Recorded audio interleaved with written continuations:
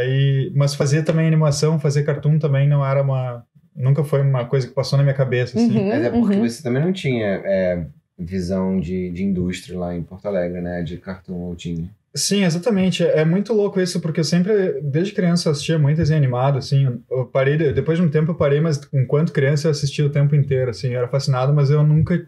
Pra mim, quem fazia desenho animado era um alien que vivia em outro lugar do mundo. Assim, nunca era uma realidade pra mim. Quem imaginar no interior de Pelotas, no interior do Brasil, que alguém, que eu ia estar fazendo que eu podia fazer um Tom and Jerry da vida. Isso era surreal.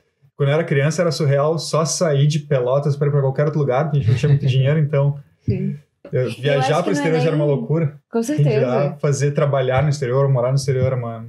A gente falou isso acho que foi no primeiro episódio, que a Marcela, pelo menos, ela nunca imaginou que uma pessoa faz. Pessoas faziam desenho.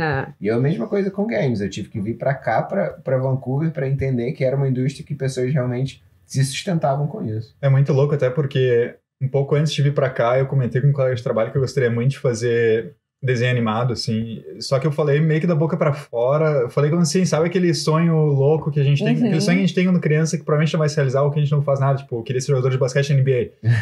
Sabe? Eu sei que isso não vai acontecer, queria ser astronauta. Queria ser astronauta. A chance é aí. Adorava a ideia de ser astronauta. Então era mais ou menos isso, assim. Tipo, nunca virou uma realidade. Até quando eu falei isso pra ele, não virou uma realidade pra mim, assim. Eu falei por falar, mas eu vim pra cá ainda assim com a intenção de aprender a mexer. Quando eu cheguei aqui, as coisas, tipo... Mas você sabia que o curso era clássico, assim? Eu sabia que era animação tradicional clássica. E que era bem cartoon, assim. Eu queria aprender como se fazia o ofício, assim, do zero. Eu queria aprender como se fazia quando inventaram a técnica.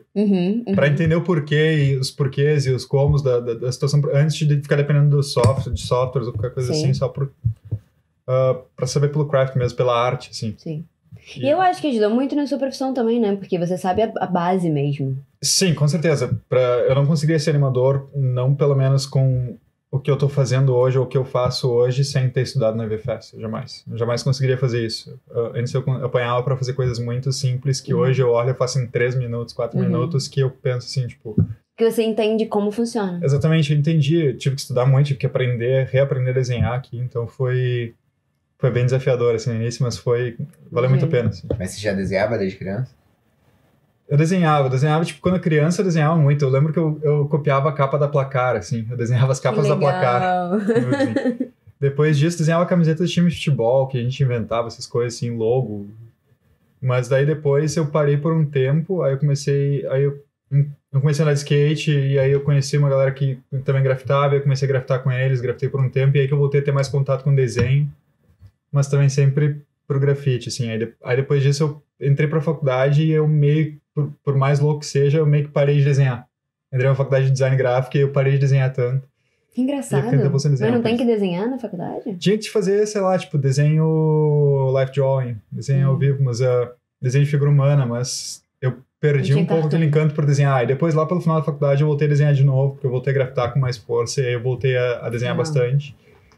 E aí aí depois que eu comecei a trabalhar com motion, aí sim, eu parei de desenhar, se eu fizesse 3 desenhos por ano era muito. Entendi. Eu não fazia quase mais nada. Não acredito que eu nunca ouvi um desenho grafite seu. É verdade, eu também nunca vi. É verdade, porque lá no Rio a Marcela estudou num curso de um menino que era grafiteiro profissional e ele conhecia todos os famosos do Rio.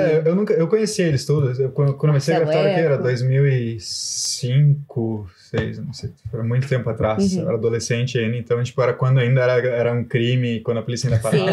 Sim. Era questão de ser rebelde, né? Eu nunca fui bom, mas era que nem coisa no skate também. Nunca fui muito bom, mas era sempre muito divertido fazer isso. Assim, acho que tava fazendo era mais divertido do que ser bom em si, sabe? Então, por isso que eu sempre fazia, assim, era ruim, importava muito, fazia outra, depois fazia outra e outra. Que bom, eu acho que isso te preparou pra animação, porque animação é meio que você vai fazendo de novo, faz de novo, faz de novo, faz de novo. Não? Então, não, qualquer coisa, na verdade, que tu faz de novo, faz de novo, faz de novo. O grafite, na verdade, só me deu uma referência diferente, na verdade. Isso eu carrego comigo hoje quando eu desenho, quando eu ilustro. Eu olhei por muita referência diferente que às vezes um animador, pelo menos os canadenses aqui, não vão. Eles não vão por esse trajeto, eles vão eles têm muito desenho animado e dali eles já sabem que é uma possibilidade para eles e eles fazem isso aqui. Eu fiz um caminho muito torto para parar onde eu parei, mas isso acho que essa diversidade de conteúdo meio que agregou, assim, para o meu conhecimento. A gente tá lendo um livro que o Gu me recomendou, que eu tô apaixonado, o nome do livro é Range. E ele fala exatamente como a diversidade de conhecimento ajuda você em qualquer uma das áreas que você quer aplicar. Sim. Ele desmistifica, assim, ele começa o livro considerando o Tiger Woods, né? Que o pai dele colocou ele para jogar golfe desde os 2 anos de idade. Eu acho que é o Rafael Nadal, que é um cara que passou por diversos esportes. Ah, não, foi o Federer. Isso, o Federer. Um cara que ele passou por diversos esportes até depois se achar no tênis. E mostrando que, né, o Roger Federer também é pica. O top, né? Ele também foi top do tênis. E mostrando, assim, depois você vê outros capítulos que ele vai falando. O Van Gogh, por exemplo, também, ele só nos últimos 3 anos da carreira dele que ele realmente se achou em termos de estilo. Que ele passou a maior parte da vida dele dizendo que ele não sabia desenhar. E testando coisas novas. E nunca teve reconhecimento pelo que ele fez. Mas ele mostra o tanto que ter falhado em tantas artes, né, em tantas coisas que ele tentou, contribuíram para a pessoa que ele foi quando ele foi considerado um gênio. Eu acho que a falha, na verdade, é uma oportunidade de aprendizado. Então, tipo, qualquer erro que tu faz é um aprendizado que tu tira daquilo ali, sabe? Se tu fizer sempre as coisas perfeitas, eu acho que tu não tira muito proveito daquilo, mas quando tu erra, tu vê o que tu fez de errado e tu sabe que não fazer depois. Com certeza. E isso te cria um certo banco de como resolver problemas, assim, na tua cabeça, que quando tu precisar daquele problema de novo, tu já sabe como resolver porque tu já viveu ele. Aprender é acumular erros, sabe? Eu acho. Quanto mais você erra, mais você aprende. Não? Quero ensinar isso pros meus filhos. Eu li uma dessas quotes, né, de internet, botaram a figura do Yoda, então não sei quem falou. Baby Yoda.